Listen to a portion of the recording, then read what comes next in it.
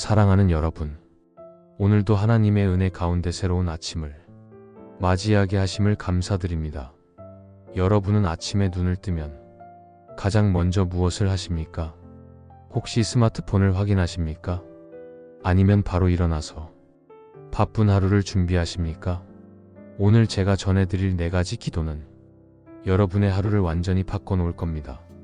실제로 많은 성도들이 이 기도들을 실천하면서 직장에서의 인간관계가 개선되고 가정의 평안이 찾아왔으며 오랫동안 해결되지 않던 문제들에 하나님의 놀라운 개입을 경험하고 있습니다. 성경 시편 5편 3절 말씀처럼 여호와여 아침에 주께서 나의 소리를 들으시리니 아침에 내가 주께 기도하고 바라리이다.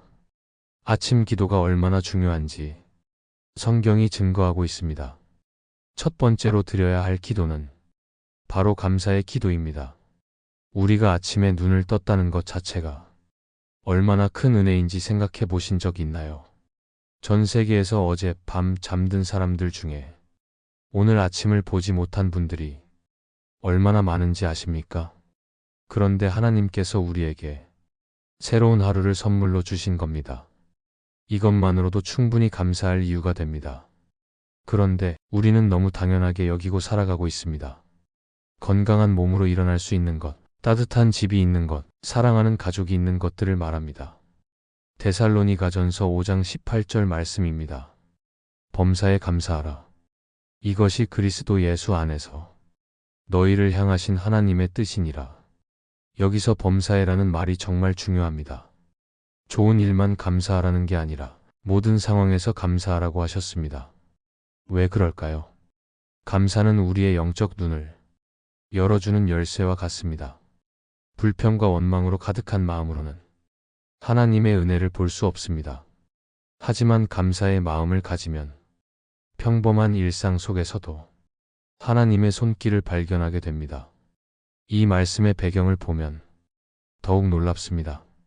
데살로니가 교회 성도들은 심한 핍박을 받고 있었습니다. 그런데도 바울 사도는 범사에 감사하라고 했어요. 이것은 감사가 감정이 아니라 선택이라는 것을 보여줍니다.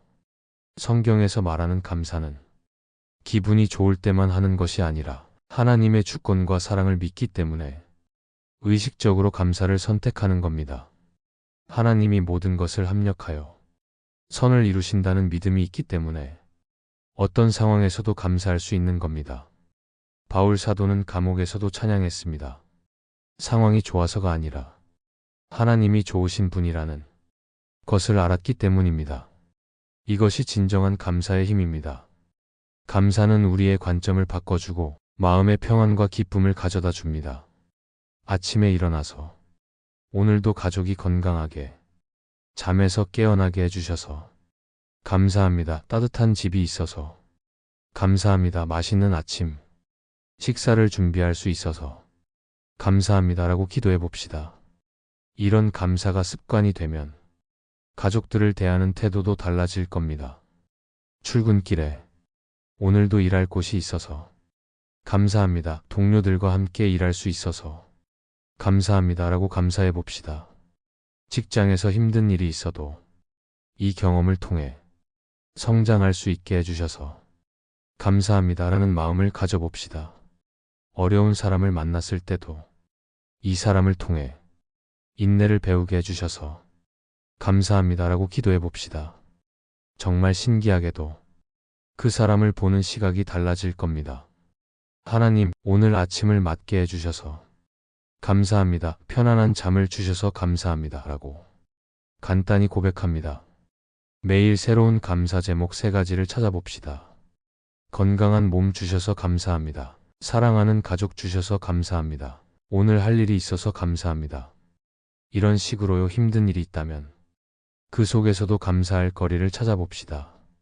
이 문제를 통해 하나님이 나를 성장시키고 계셔서 감사합니다.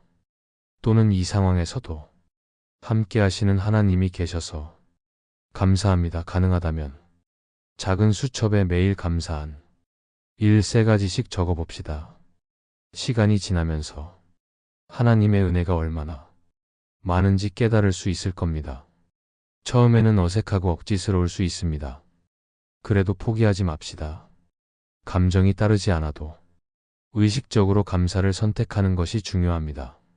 매일 똑같은 내용으로 감사하지 말고 그날그날 새롭게 발견되는 감사 제목들을 찾아봅시다. 어제는 못 봤던 은혜를 오늘은 발견할 수 있습니다. 작은 것부터 시작합니다. 거창한 것보다는 숨 쉴 수 있어서 감사합니다. 맛있는 물을 마실 수 있어서 감사합니다. 같은 일상이 작은 은혜들부터 발견해 봅시다. 나는 하루에 얼마나 자주 감사의 말을 하고 있을까요? 어려운 상황에서도 하나님께 감사를 표현할 수 있나요? 내 주변의 작은 은혜들을 놓치고 살아가고 있지는 않을까요? 감사보다 불평이 더 자연스럽게 나오지는 않나요? 이런 질문들을 통해 여러분의 마음을 점검해 봅시다.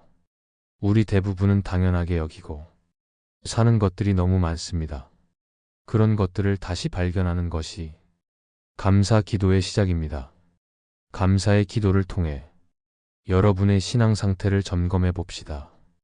진정한 신앙인은 어떤 상황에서도 하나님의 사랑과 신실하심을 의심하지 않습니다.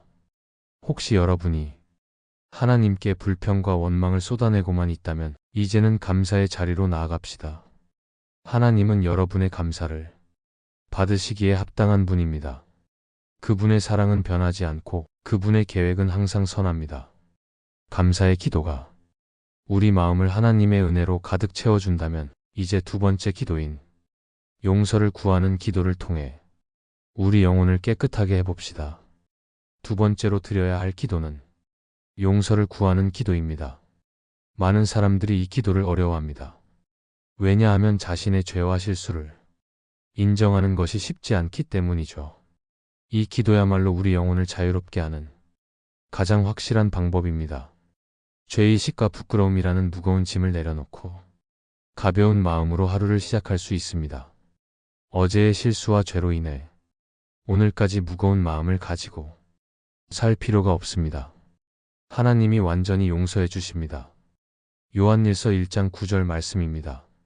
만일 우리가 우리 죄를 자백하면 그는 미쁘시고 의로우사 우리 죄를 사하시며 우리를 모든 불의에서 깨끗하게 하실 것이요. 이 말씀에서 주목할 점이 있습니다. 하나님은 우리가 죄를 자백하기만 하면 반드시 사해 주신다는 겁니다. 미쁘시고 의로우사라는 표현은 하나님의 신실하심을 강조하는 말입니다. 하나님은 약속을 지키시는 분이시거든요. 이 말씀이 기록된 배경을 보면 초대교회 성도들 중에 자신은 죄가 없다고 주장하는 사람들이 있었어요. 하지만 사도 요한은 우리 모두가 죄인이며 그 죄를 솔직하게 고백할 때 하나님의 용서를 받을 수 있다고 가르쳤습니다. 그런데 여기서 자백한다는 것은 단순히 잘못했습니다라고 말하는 것 이상을 의미합니다. 헬라 원어로는 호몰로게오인데 이는 동일하게 말한다는 뜻입니다. 즉, 내 죄에 대한 하나님이 판단에 동의한다는 의미죠. 우리는 종종 자신의 잘못을 합리화하려고 합니다. 상황이 그랬으니까 나만 잘못한 게 아니야. 어쩔 수 없었어. 이런 식으로 말입니다. 하지만 진정한 회개는 변명 없이 하나님 앞에서 자신의 죄를 인정하는 겁니다. 그리고 이 말씀의 또 다른 놀라운 점은 하나님이 우리를 모든 불의에서 깨끗하게 하신다고 하는 겁니다.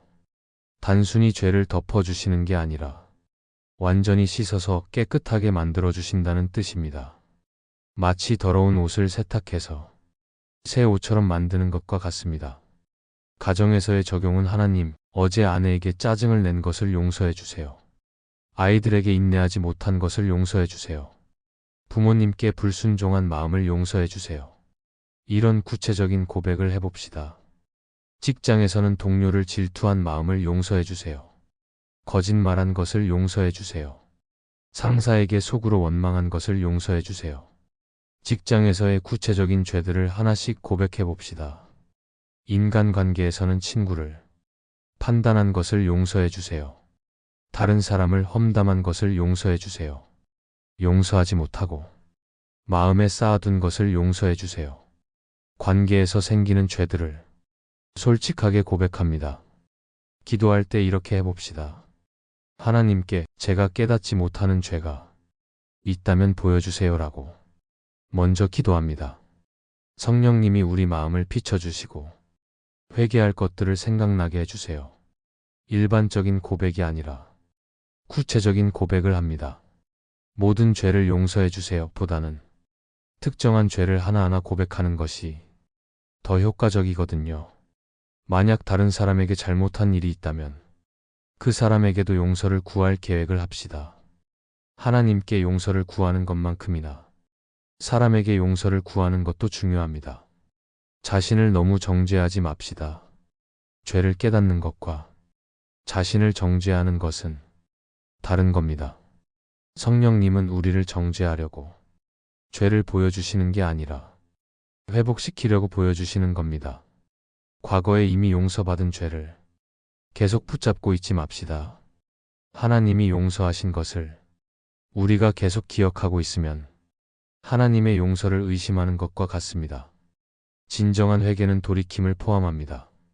같은 실수를 반복하지 않겠다는 다짐과 함께 성령님의 도우심을 구합니다.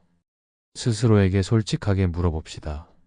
어제 하루 동안 하나님을 슬프게 한 일이 있었나요? 다른 사람에게 상처를 준 말이나 행동은 없었나요? 마음속에 용서하지 못하고 있는 사람이 있나요? 내가 정당화하고 있는 죄는 없을까요? 이런 질문들을 통해 하나님 앞에서 정직하게 자신을 돌아보는 시간을 가져봅시다. 성령님이 마음을 비춰주실 것입니다. 용서를 구하는 기도를 통해 신앙 상태를 점검해 봅시다. 진정한 신앙인은 자신의 부족함을 인정하고 하나님 앞에 겸손히 나아갑니다. 혹시 자신이 의로움을 자랑하고 있다면 그것은 교만의 죄일 수 있습니다. 우리는 모두 하나님의 은혜가 필요한 존재라는 것을 잊지 맙시다. 하나님 앞에서 겸손한 마음을 잃지 않으시길 바랍니다. 용서를 구하는 기도로 영혼이 깨끗해졌다면 이제 세 번째 기도인 인도와 지혜를 구하는 기도로 올바른 방향을 찾아봅시다. 세 번째로 드려야 할 기도는 인도와 지혜를 구하는 기도입니다. 우리는 매일 크고 작은 선택들을 해야 합니다. 오늘 어떤 일을 우선순위에 둘까요? 어려운 상황을 어떻게 해결할까요? 사람들과의 관계에서 어떤 말을 해야 할까요? 이런 선택들이 쌓여서 우리의 인생이 만들어집니다. 그래서 하나님의 인도하심을 구하는 것이 얼마나 중요한지 몰라요. 내 생각이 아니라 하나님의 생각으로, 내 방법이 아니라 하나님의 방법으로 살아가는 것이 진정한 지혜로운 삶이거든요. 잠언 3장 5절부터 6절 말씀입니다. 너는 마음을 다하여 여호와를 신뢰하고 내 명철을 의지하지 말라. 너는 범사의 그를 인정하라. 그리하면 내 길을 지도하시리라. 여러분, 이 말씀은 우리가 어떻게 살아야 하는지에 대한 하나님의 명확한 지침입니다. 이 말씀이 기록된 배경을 보면 당시 이스라엘 백성들은 종종 하나님보다는 자신들의 지혜나 다른 나라의 힘을 의지하려고 했어요. 하지만 솔로몬 왕은 진정한 지혜는 하나님으로부터 온다는 것을 깨달았고 이 말씀을 통해 우리에게 가르쳐 주고 있습니다. 먼저 마음을 다하여 여호와를 신뢰하라고 하셨어요. 여기서 마음을 다하여라는 표현이 중요한데 반신반의하는 믿음이 아니라 전적으로 의지하라는 의미예요. 하나님이 정말로 나를 사랑하시고 나에게 최선의 길을 준비해 주신다는 것을 확신하라는 거죠. 그 다음에 내 명철을 의지하지 말라고 하셨어요. 우리는 종종 자신의 경험과 지식, 판단력을 과신합니다. 물론 하나님이 주신 지혜를 사용해야 하지만 그것이 전부가 아니라는 겁니다. 우리의 시야는 한계가 있지만 하나님은 모든 것을 보시거든요. 범사의 그를 인정하라는 말씀도 깊은 의미가 있습니다. 큰 일에만 하나님을 찾는 것이 아니라 작은 일상의 모든 영역에서 하나님의 주권을 인정하라는 의미예요. 아침에 일어나서 저녁에 잠들 때까지, 집에서 직장에서 혼자 있을 때나 사람들과 함께 있을 때나 항상 하나님이 주인이라는 것을 인정하라는 거죠. 그리고 마지막에 놀라운 약속이 있습니다. 그리하면 내 길을 지도하시리라. 우리가 하나님을 신뢰하고 인정하면 하나님이 우리 길을 인도해 주신다는 확실한 약속입니다. 이것은 조건부 약속이 아니라 하나님의 확실한 보장입니다. 가정에서의 아침의 가족. 계획을 세울 때 하나님, 오늘 우리 가족이 무엇을 우선순위에 두어야 할까요? 아이들 교육에서 어떤 결정을 내려야 할까요? 라고 구체적으로 구해봅시다. 직장에서의 중요한 업무 결정을 내려야 할 때 하나님, 이 프로젝트를 어떻게 진행해야 할까요? 동료와의 갈등을 어떻게 해결해야 할까요? 라고 지혜를 구합니다. 진로와 미래에 대한 적용 하나님, 저에게 맡겨주신 달란트를 어떻게 사용해야 할까요? 어떤 방향으로 나아가야 할까요? 라고 인생의 방향에 대해 구체적으로 구해봅시다. 하나님, 오늘 제가 해야 할 일들을 보여주세요. 우선순위를 정하는데 도와주세요라고 기도합니다. 오늘 만날 사람들, 해결해야 할 문제들, 내려야 할 결정들을 하나하나 하나님께 맡기세요. 이 문제를 어떻게 해결해야 할지 지혜를 주세요. 이 사람과의 관계에서 어떻게 행동해야 할지 인도해 주세요. 어려운 상황을 만나면 하나님, 어떻게 해야 할까요? 라고 순간 기도하는 겁니다. 이런 습관이 쌓이면 하나님과 끊임없이 교제하는 삶을 살 수 있습니다. 중요한 결정을 내릴 때는 성경 말씀과 일치하는지 확인해 봅시다. 하나님은 성경 말씀에 어긋나는 인도하심을 주지 않으시거든요. 막연한 기도가 아니라 구체적인 기도를 합니다. 하나님은 세밀한 부분까지 관심을 가지고 계시거든요. 하나님의 응답을 받을 준비를 합니다. 성경 말씀을 통해, 성령님의 감동을 통해, 때로는 다른 사람을 통해서도 하나님은 응답해 주세요. 그래서 마음을 열고 귀를 기울이는 자세가 필요합니다. 성급하게 결정하지 맙시다. 중요한 일일수록 충분히 기도하고 기다리는 것이 필요합니다. 하나님의 때가 있습니다. 나는 중요한 결정을 할 때 하나님께 먼저 여쭤보나요? 내 계획과 하나님의 뜻이 다를 때 어떻게 반응하나요? 일상의 작은 일들에서도 하나님의 인도하심을 구하고 있나요? 하나님의 응답을 분별할 수 있는 영적 민감성을 기르고 있나요? 우리는 종종 자신의 판단을 먼저 내리고 나서 하나님께 확인받으려고 합니다. 하지만 진정한 믿음은 처음부터 하나님의 뜻을 구하는 겁니다. 인도와 지혜를 구하는 기도를 통해 신앙 상태를 점검해 봅시다. 진정한 신앙인은 자신의 한계를 인정하고 하나님의 무한하신 지혜를 의지합니다. 혹시 모든 것을 스스로 해결하려고만 하고 있다면 그것은 교만일 수 있습니다. 하나님 없이는 아무것도 할 수 없다는 겸손한 마음을 가져봅시다. 그럴 때 하나님의 놀라운 인도하심을 경험하게 될 것입니다. 하나님의 인도하심을 구했다면 이제 마지막 네 번째 기도인 다른 사람을 위한 기도를 통해 사랑을 실천해 봅시다. 마지막 네 번째 기도는 다른 사람을 위한 기도, 즉 중보 기도입니다. 이 기도가 특별한 이유는 우리의 관심을 자기 자신에서 다른 사람으로 향하게 해주기 때문입니다. 우리는 본능적으로 자기 중심적인 존재합니다. 그렇지만 다른 사람을 위해 기도할 때 우리 마음이 하나님의 마음과 닮아가게 됩니다. 그리고 정말 놀랍게도 다른 사람을 위해 기도하면 오히려 우리 자신이 더 큰 축복을 받게 돼요. 남을 위해 판 우물에서 자신이 먼저 물을 마시게 되는 것처럼 말입니다. 에베소서 6장 18절 말씀입니다. 모든 기도와 간구를 하되 항상 성령 안에서 기도하고 이를 위하여 깨어 구하되 항상 힘쓰며 모든 성도를 위하여 간구하라. 말씀에서 바울 사도는 모든 성도를 위하여 간구하라고 명령하고 있습니다. 이것은 단순한 권면이 아니라 명령이라 볼 수 있습니다. 즉, 다른 사람을 위해 기도하는 것은 그리스도인의 의무라는 뜻이죠. 이 말씀의 배경을 보면 바울 사도는 감옥에 갇혀 있으면서도 다른 교회들과 성도들을 위해 끊임없이 기도했어요. 자신의 어려운 상황보다 다른 사람들의 영적 상태와 필요를 더 우선시했던 거죠. 그런데 왜 하나님은 우리에게 서로를 위해 기도하라고 하셨습니다. 첫째, 중보기도는 사랑의 표현입니다. 누군가를 위해 기도한다는 것은 그 사람을 진정으로 사랑한다는 증거거든요. 말로만 사랑한다고 하는 것이 아니라 실제로 그 사람을 위해 시간을 투자하고 마음을 쓰는 겁니다.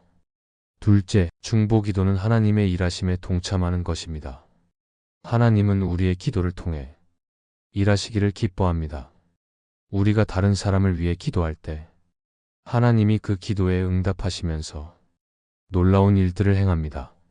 셋째, 중보기도는 우리 자신을 변화시켜요.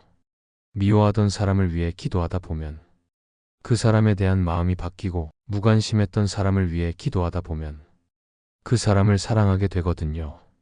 야고보서 5장 16절에서도 그러므로 너희 죄를 서로 고백하며 병이 낫기를 위하여 서로 기도하라. 의인의 간구는 역사하는 힘이 큰 것이니라고 말씀하셨어요.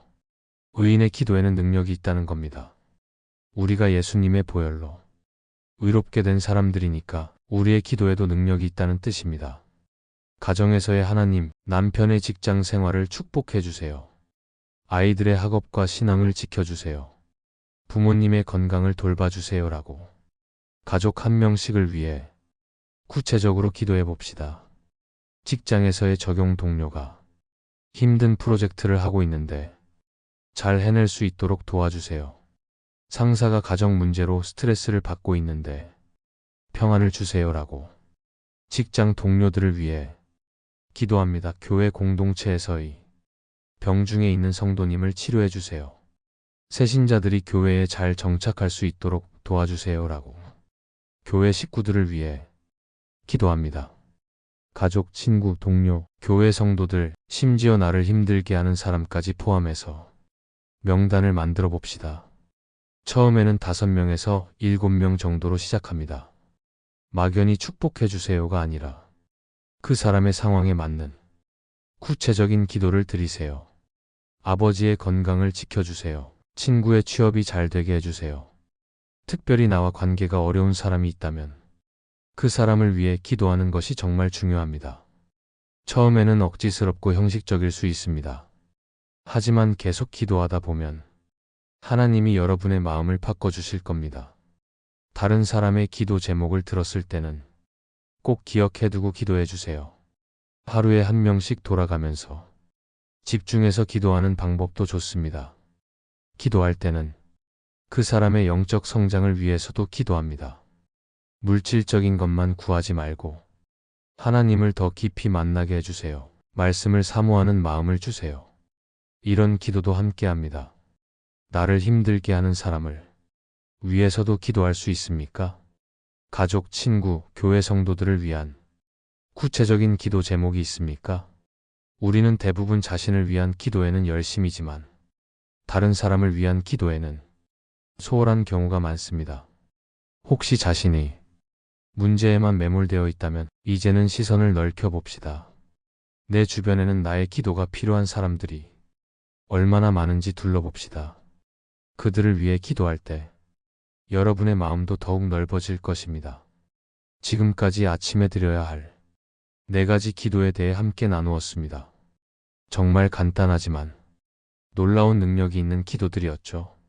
첫 번째, 감사의 기도는 우리 마음을 하나님의 은혜로 가득 채워줍니다. 불평과 원망 대신 감사와 기쁨이 넘치는 하루를 시작할 수 있게 해줍니다. 우리는 아침마다 하나님의 선하심을 고백하며 하루를 시작하는 사람의 마음에는 평안과 기쁨이 가득하게 됩니다. 두 번째, 용서를 구하는 기도는 우리 영혼을 자유롭게 해줍니다. 죄의식과 부끄러움이라는 무거운 짐을 내려놓고 회개하는 마음으로 하루를 살아갈 수 있습니다. 세 번째, 인도와 지혜를 구하는 기도는 우리 걸음을 바른 길로 인도해 줍니다. 내 생각대로가 아니라 하나님의 뜻대로 살아갈 수 있는 힘을 줍니다. 하나님의 인도하심을 받는 인생은 절대 헛되지 않습니다.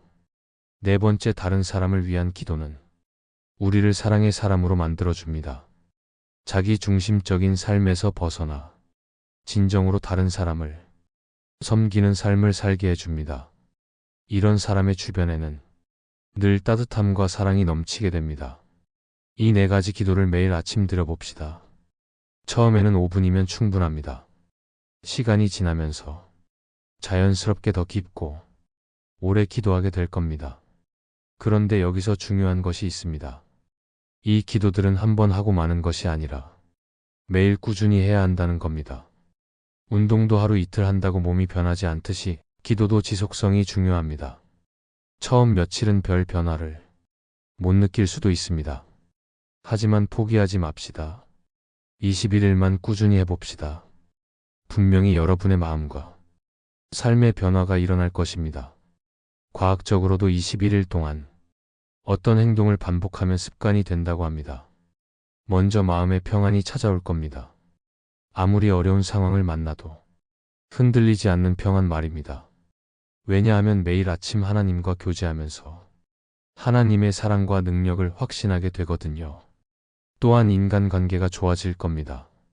감사하는 마음, 용서하는 마음, 다른 사람을 위해 기도하는 마음이 여러분의 태도를 완전히 바꿔놓을 겁니다. 사람들이 여러분에게서 뭔가 다른 것을 느끼게 될 것입니다. 이 사람은 뭔가 다르네. 이런 반응을 받게 될 겁니다. 그리고 하나님의 인도하심을 더 명확하게 경험하게 될 겁니다. 어려운 결정을 내려야 할 때, 문제를 해결해야 할 때, 하나님이 길을 보여주시는 것을 체험하게 될 것입니다. 정말 놀라운 것은 작은 일상의 순간들에서도 하나님의 손길을 느끼게 된다는 겁니다. 마지막으로 영적 성장이 일어날 겁니다. 하나님과의 관계가 더욱 깊어지고 말씀에 대한 갈급함도 생기고 기도의 응답도 더 많이 경험하게 될 것입니다. 신앙생활이 의무가 아니라 기쁨이 될 겁니다. 내일 아침부터 꼭 시작해 봅시다. 알람을 5분 일찍 맞춰놓고 잠자리에서 일어나기 전에 이 네 가지 기도를 드려봅시다. 그리고 한 달 후에 여러분의 삶이 어떻게 바뀌었는지 돌아봅시다. 분명히 놀라운 변화를 경험하게 될 것입니다. 하나님은 우리를 사랑하시고 우리의 기도를 들으시고 반드시 응답해 주시는 분이세요. 이 확신을 가지고 담대하게 기도하시길 바랍니다. 아침이 하나님의 은혜로 가득하고 하루하루가 축복으로 넘치기를 축복합니다. 하늘에 계신 우리 아버지 하나님, 오늘도 이렇게 귀한 말씀을 나눌 수 있게 해주셔서 진심으로 감사드립니다. 하나님, 지금 이 말씀을 듣고 계시는 모든 분들 한 분 한 분을 특별히 축복해 주세요. 내일 아침부터 이 네 가지 기도를 실천할 수 있는 마음과 의지를 허락해 주시옵소서. 바쁜 일상 속에서도 하나님과의 교제를 최우선으로 여기는 지혜로운 선택을 할 수 있게 해주세요. 먼저 감사의 기도를 드릴 때마다 하나님의 은혜를 새롭게 발견하는 축복이 있게 해주세요. 작은 것 하나까지도 하나님의 사랑의 선물임을 깨닫게 해주시고 감사가 넘치는 삶이 되게 해주시옵소서. 불평과 원망의 마음은 물러가게 하시고 범사에 감사하는 마음을 허락해 주세요.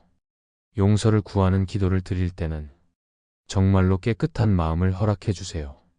예수님의 보혈로 모든 죄를 완전히 씻어주시고 자유함과 평안을 누리게 해주시옵소서. 또한 다른 사람을 용서하는 넓은 마음도 주시고 용서받은 자로서 살아가는 은혜를 허락해 주세요. 인도와 지혜를 구할 때는 정말로 하나님의 음성을 들을 수 있는 영적 귀를 열어주세요.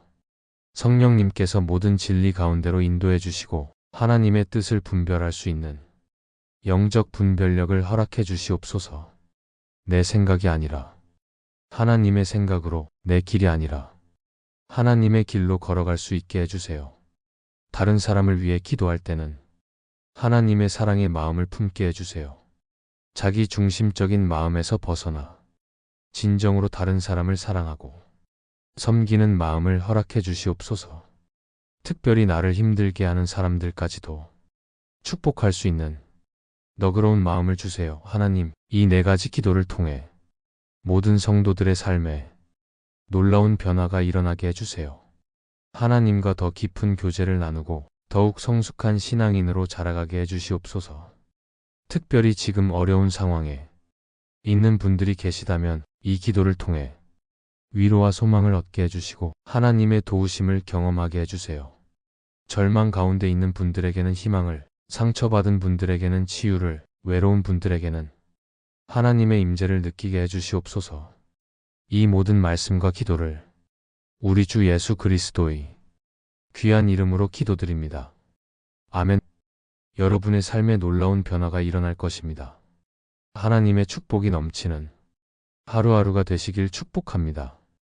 이곳을 방문해 주셔서 정말 감사드립니다. 이 영상을 보시는 분들의 기도를 잊지 않고 하겠습니다. 주 안에서 사랑합니다.